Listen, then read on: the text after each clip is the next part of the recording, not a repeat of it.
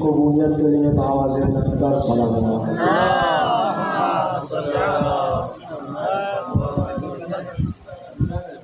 سب سے پہلے میں آپ سب کو جشن صادقین کی مبارکباد پیش کرتا ہوں۔ اس کے ساتھ ساتھ جتنے حاضرین بیٹھے ہوئے اپنے اپنے مرحومین کی مغفرت کے لیے بلند صلوات کریں۔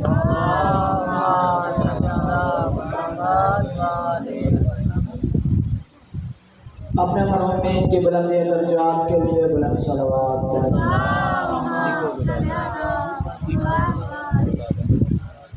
امام زمانہ کے تاجر ظہور کے لیے بلند صلوات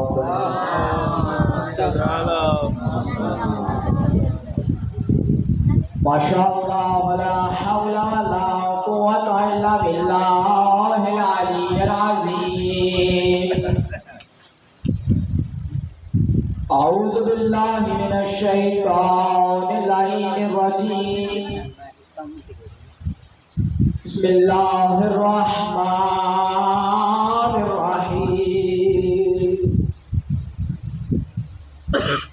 الحمد للہ رب العالمین، الصلاة والسلام علی رسول المصدق والمصطفى الامجد، سیدنا و طبیب قلوبنا و شفیع ذنوبنا بالقاسم محمد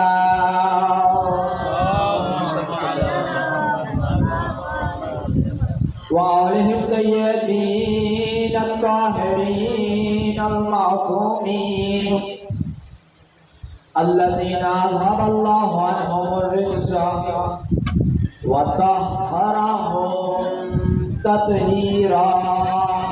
اللہم صل علی محمد وآل محمد۔ لسیما بقیت اللہ العظم روح وارواح العالمین لہ الفداء صلوات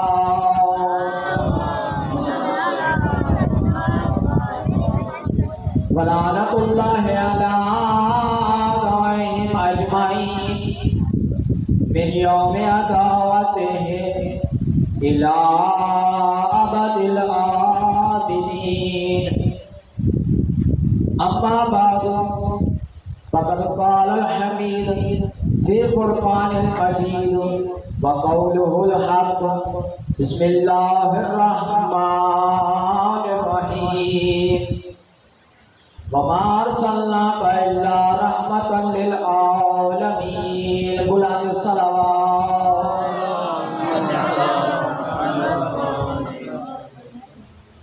دعا ہے رب کائنات آج کے دن کے سب کے ہم سب کی حاجات شرعیہ پوری فرمائے۔ حاضرین کے دل میں جو بھی نیک حاجات ہیں اللہ تعالیٰ آج کے دن کے سب کے نبی کی ولادت کے سب کے پورا فرمائے۔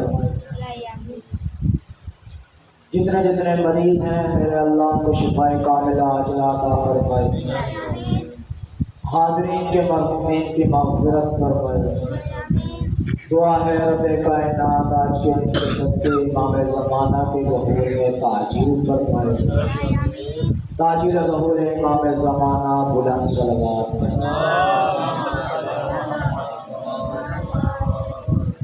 جیسا کہ آج سب کو معلوم ہے کہ جشن صادقین کا دن ہے، یعنی دو سچوں کی ولادت کا دن، جس میں دو ایسی ہستیاں اس دنیا میں آئی جن میں سے ایک کا نام محمد ہے اور دوسرے کا نام جعفر صادق ہے۔ تو زیادہ تر پہلے جو ہے نبی اکرم صلی اللہ علیہ وآلہ وسلم تشریف لائے اور بعد چند امام جعفر صادق علیہ السلام تشریف لائے، مگر دونوں کی ولادت کا دن ایک ہی۔ تو نبی کی ولادت سے پہلے کے جو حالات تھے وہ جاہلانہ انداز تھا لوگوں کا رہنا، لوگ جاہلانہ زندگی بسر کرتے تھے۔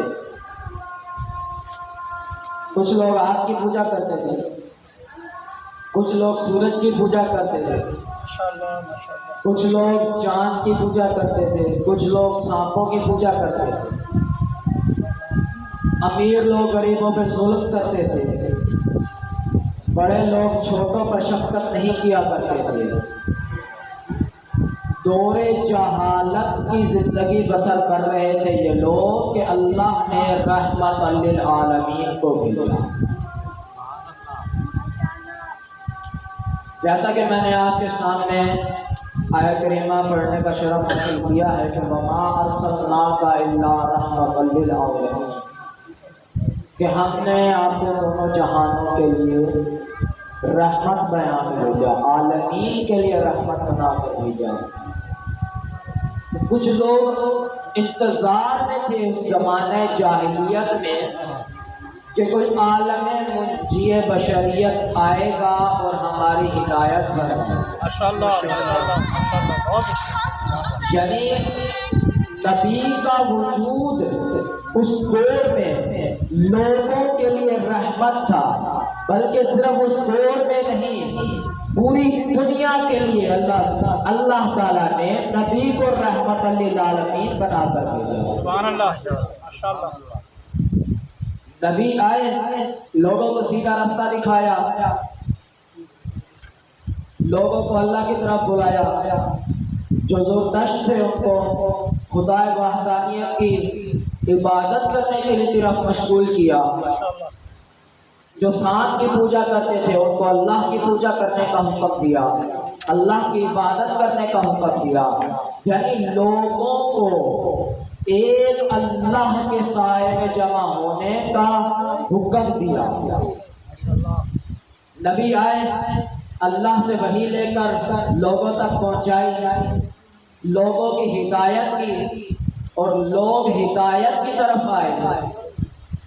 نبی نے تبلیغ کی لوگوں کے لیے اور لوگ ہدایت کی طرف آئے، اور بعض اوقات تو نبی کو جنگ بھی کرنی پڑی لوگوں کو ہدایت کی طرف لانے کے لیے۔ جس طرح نبی کی زندگی میں بہت سی جنگیں ہیں جو نبی نے لڑی ہیں صرف اپنی امت کے لیے، اسلام کی بقا کے لیے۔ ہم یہ نہیں کہتے کہ نعوذ باللہ کہ نبی نے آ کر ظلم کیا، لوگوں کے ساتھ جنگیں لڑی ہیں۔ رسول نے حکم خدا سے اسلام کی بقا کے لیے جنگ لڑی، جیسا کہ بہت سی جنگوں میں مولا علی بھی نبی کے ساتھ تھے، اصحاب بھی نبی کے ساتھ جنگ لڑے، وہ سب کے سب کا ایک ہی نعرہ تھا کہ اللہ کے سائے میں آؤ، اللہ کی عبادت کرو، لوگوں کو گمراہی سے ہدایت کی طرف لانے کے لیے جنگ کیا۔ یعنی نبی کا مقصد لوگوں پر ظلم کرنا نہیں تھا، نبی کا مقصد لوگوں کی ہدایت کرنا تھا، کیوں نبی کو لوگوں کے لیے رحمت للعالمین بن گیا۔ جیسے ہی نبی کی ولادت ہوئی لوگوں پر خدا کی رحمتیں نازل ہونا شروع ہوئی، کیونکہ نبی کا وجود ہی لوگوں کے لیے رحمت ہے۔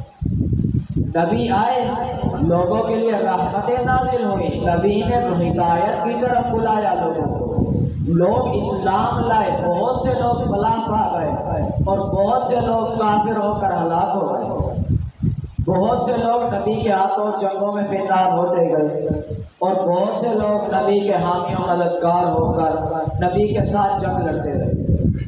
یعنی کہ نبی آئے اور متفرقہ ادیان سے ایک دین کی طرف لوگوں کو اکٹھا کیا۔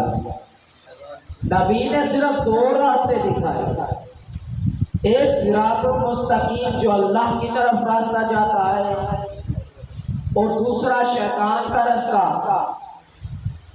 یہ دو راستے لوگوں کے لیے واضح ہو گئے جب نبی آئے۔ اس سے پہلے لوگ مختلف ادیان میں تھے، جیسا کہ میں نے پہلے عرض کیا، کوئی زرتشت تھے، کوئی سانپ کی پوجا کرتے تھے، کوئی چاند کی پوجا کرتے تھے، کوئی ستاروں کی پوجا کرتے تھے۔ لوگوں کا ایک دین ایمان نہیں تھا۔ نبی آئے، لوگوں کو خدا واحد کی عبادت کرنے کا حکم دیا اور اللہ کے دین کو تمام ادیان پر غالب کیا۔ ماشاءاللہ، نعرہ حیدری، بواز بلند تر صلوات۔ کیونکہ نبی کا آنے کا مقصد جو ہے، اللہ چاہتا ہے کہ وہ اپنے دین کو تمام ادیان پر غالب کرے۔ اسی لیے اللہ تعالیٰ نے جس ہستی کو چنا اس کا نام محمد ہے۔ نبی جب آئے تب لوگوں کو ایک دین پر اکٹھا کیا، اللہ کے راستے پر اکٹھا کیا، لوگوں کو ہدایات دی۔ کافی لوگ مسلمان ہوئے نبی کے دور میں، کافی لوگ نبی کے بعد آئینہ طہار کے دور میں مسلمان ہوتے گئے، کافی لوگ مولا علی کے ہاتھوں پر بیعت کر کے شیعہ بنے، علی کہلاتے رہے۔ یعنی نبی آئے اور دور جاہلیت میں رحمت بن کر آئے۔ نبی کا وجود لوگوں کے لیے رحمت تھا۔ نبی آئے تو چھوٹے کو انصاف ملا، نبی آئے تو امیر و غریب سب کے ایک برابر ہو گئے۔ نبی نے فرمایا کہ تمام اس اللہ کی مخلوق ہو، تم تمام ایک اللہ کی مخلوق ہو، تم لوگ آپس میں تفرقہ مت کرو۔ جو لوگ بڑے جو لوگ تھے وہ چھوٹوں پر ظلم کر دیتے تھے، قتل کرتے تھے، کوئی پوچھنے والا نہیں ہوتا تھا، مگر نبی آئے اور لوگوں کی عزت و ناموس کا حفاظت کیا۔ اسی طرح لوگ اپنی بیٹیوں کو زندہ دفن کر دیتے تھے، نبی آئے، نبی نے لوگوں کو اس کام سے باز کیا، حتیٰ کہ خداوند متعال نے نبی کو خود کوثر عطا کیا، جس کے ذریعے نبی نے بتایا کہ بیٹی کی کیا اہمیت ہے۔ نبی خود جب زہرا آتی تھی، نبی ان کے احترام میں کھڑے ہو جاتے تھے، جب تک زہرا نہیں بیٹھتی تھی نبی نہیں بیٹھتے تھے۔ نبی نے بتایا کہ بیٹی کی عظمت کیا ہے، جبکہ جاہلی زمانے میں لوگ بیٹیوں کو زندہ دفن کر دیتے تھے۔ نبی نے بتایا کہ بیٹی خدا کی رحمت ہے اور بیٹا خدا کی نعمت ہے۔ رحمت جب گھر میں آ جائے تو مایوس نہیں ہونا چاہیے، بلکہ خدا کی رحمت کا شکریہ ادا کرنا چاہیے۔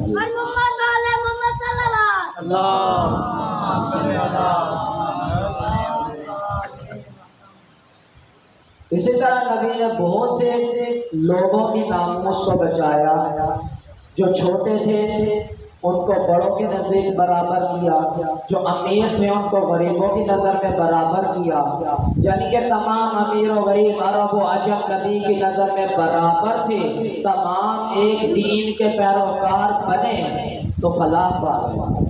جو نبی کے دین پر عمل کرتے رہے، جو نبی کے احکامات پر عمل کرتے رہے وہ فلاح پا گئے، اور جو نبی کے مقابلے میں آتے رہے وہ تباہ و برباد ہو گئے۔ باواز بلند تر صلوات۔